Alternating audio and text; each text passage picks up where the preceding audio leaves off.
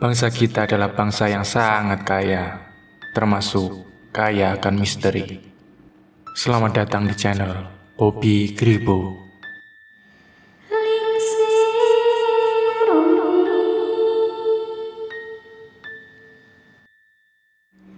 Ini adalah cerita tentang Pak Yanto. Dia adalah seorang driver taksi online di salah satu kota di Jawa Timur. Pak Yanto termasuk seorang yang bekerja keras. Sebab setiap hari dia biasa bekerja sampai larut hanya demi memenuhi target poin dari aplikasi taksi online-nya. Seperti halnya hari itu, sampai jam setengah 12 malam pun, Pak Yanto masih menunggu orderan taksi online-nya. Mana nih, kok belum ada yang nyangkut? Apa sudah pada tidur ya? Ya sudahlah, pulang aja. Cukup buat hari ini, gumam Pak Yanto. Pak Yanto sebenarnya berniat untuk pulang malam itu, sebab sudah lama menunggu, tapi belum ada orderan yang masuk. Sampai ketika dia hendak menjalankan mobilnya, tiba-tiba ada satu orderan masuk. Alhamdulillah ada yang masuk. Orderan terakhir sekalian pulang, kata Pak Yanto sembari memproses orderan yang masuk ke aplikasinya. Tapi ini kok lokasinya agak pelosok ya? Gumamnya ragu ketika melihat titik jemput di aplikasinya. Ah, tak apalah, rezeki nggak boleh ditolak, kata Pak Yanto tak mau menyia-nyiakan cuan di depan mata. Kemudian berangkatlah Pak Yanto menuju titik yang sudah ditentukan, yaitu Desa Ledok Geneng. Sebenarnya, lokasi desa ini masih di kawasan ramai pemukiman. Hanya saja, posisinya agak pelosok, sehingga di kanan dan kiri jalan masih banyak pohon-pohon besar yang terkesan seram di malam hari. Walau begitu, Pak Yanto sama sekali tak merasa takut. Walaupun pada saat itu hanya dia yang melalui jalan tersebut. Ya, sebagai seorang driver, ini bukan pengalaman pertamanya harus mengemudi di jalan yang sepi di malam hari dan sendirian. Tak berselang lama, Pak Yanto sudah sampai di Desa Ledok Geneng.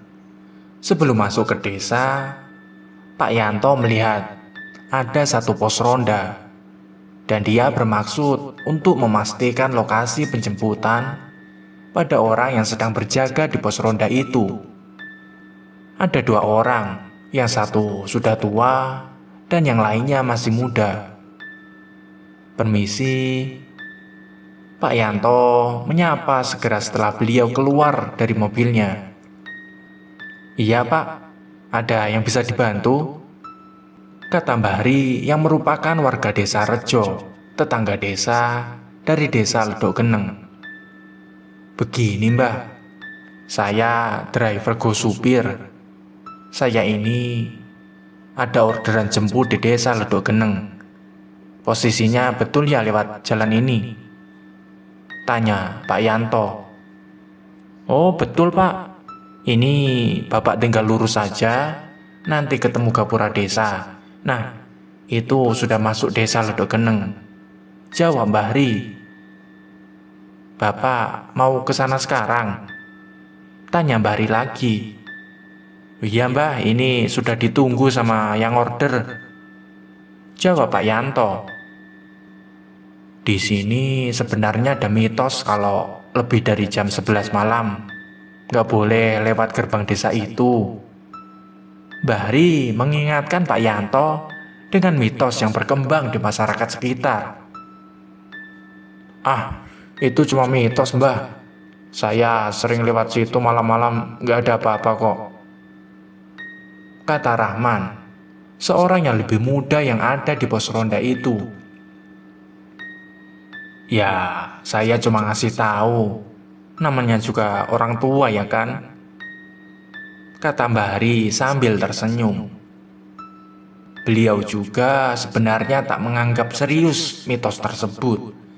Namun, bagaimanapun juga, itu adalah mitos yang berkembang di masyarakat. Pak Yanto pun tersenyum menimpali sebab beliau juga tak begitu percaya dengan mitos seperti itu. Ya sudah Mbah, Mas, saya lanjut dulu ya. Terima kasih infonya. Pak Yanto berpamitan kepada mereka berdua. Oh iya Pak, sama-sama. Hati-hati ya, jawab Bahri dan Rahman serentak. Iya Mas, Mbah, monggo, sambung Pak Yanto sambil masuk ke mobilnya dan melanjutkan perjalanannya. Tak beberapa lama kemudian, masuklah Pak Yanto ke gerbang desa Ledok Geneng. Tak ada perasaan yang aneh waktu masuk gerbang desa itu. Hanya sedikit merinding, tapi tak dianggap serius oleh Pak Yanto. Sepanjang perjalanan, suasana desanya begitu sepi. Lampu jalan juga cuma remang-remang. Beneran kampung ini, batin Pak Yanto. Sesaat kemudian, sampailah Pak Yanto di titik jemput. Rumah tua yang besar bergaya arsitek lama dengan penerangan yang minim. Sulit dipercaya bahwa rumah itu ada penghuninya. Tapi titik penjemputan memang benar berada di rumah itu. Tak ada rumah lain di sekitarnya. Pak Yanto mencoba menghubungi customernya, Mbak Wangi, mengabarkan bahwa beliau sudah sampai di titik jemput. 1 kali panggil, tak ada jawaban. 2 kali panggil, tak ada jawaban. Sampai 5 kali panggil pun tetap tak diangkat. Wah, dikerjain ini, kata Pak Yanto mulai jengkel. Udah jauh-jauh sampai ke sini, malah dibohongi, asem tenan. Sambungnya lagi. Pak Yanto sudah jengkel karena sudah menunggu lama. Dan yang jelas, dia sudah menempuh jarak yang lumayan jauh. Akhirnya, dengan kesal dia memutuskan untuk pulang saja. Ketika mobilnya sudah berjalan beberapa meter, tiba-tiba ada seorang wanita yang menghadangnya. Pak Yanto dari Go Supir ya? Saya Wangi Pak yang order, kata wanita itu ketika Pak Yanto menurunkan kaca mobilnya. Maaf Pak, tadi saya mau hubungi Bapak tapi HP saya mati kehabisan baterai. Di rumah nenek saya nggak ada charger, kata Mbak Wangi. Dalam hati Pak Yanto, sebenarnya dia masih jengkel.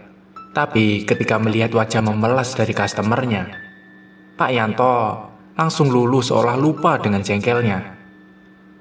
Oh iya Mbak, nggak apa-apa, silakan masuk, jawab Pak Yanto. Kemudian berangkatlah Pak Yanto dan Mbak Wangi. Tak lama, sampailah Pak Yanto di gerbang desa Ledok Geneng. Katanya kalau malam nggak boleh lewat sini ya Mbak, tanya Pak Yanto yang sebenarnya hanya ingin membuka topik obrolan. Iya Pak, kok Bapak tahu? Jawab Mbak Wangi. Iya, tadi kan sebelum masuk desa, saya tanya alamat ke orang dan katanya ada mitos kalau nggak boleh lewat gerbang desa ini malam-malam. Ada-ada saja. Pak Yanto sama sekali tak menganggap serius mitos tersebut. Tapi kok Bapak nekat? Tanya Mbak Wangi. Ya elah Mbak, saya sudah sering bawa mobil pulang pergi malam-malam. Di jalan sendirian juga sudah biasa. Mitos kayak begitu nggak pengaruh buat saya. Kali ini Pak Yanto terdengar meremehkan. Memangnya mitosnya kenapa Mbak kalau lewat gerbang desa malam-malam? Sambung Pak Yanto. Katanya sih bakal diikutin hantu kepala buntung, jawab Mbak Wangi. Wah, ada-ada saja orang sini. Paling juga buat nakut-nakutin pemuda sini biar gak pada keluyuran malam-malam. Sahut Pak Yanto. Ya, bisa jadi Pak. Jawab Mbak Wangi terdengar dingin. Setelah itu, suasana menjadi hening. Entah kenapa Pak Yanto merasa AC mobilnya lebih dingin dari biasanya. Kok jadi agak dingin gini ya?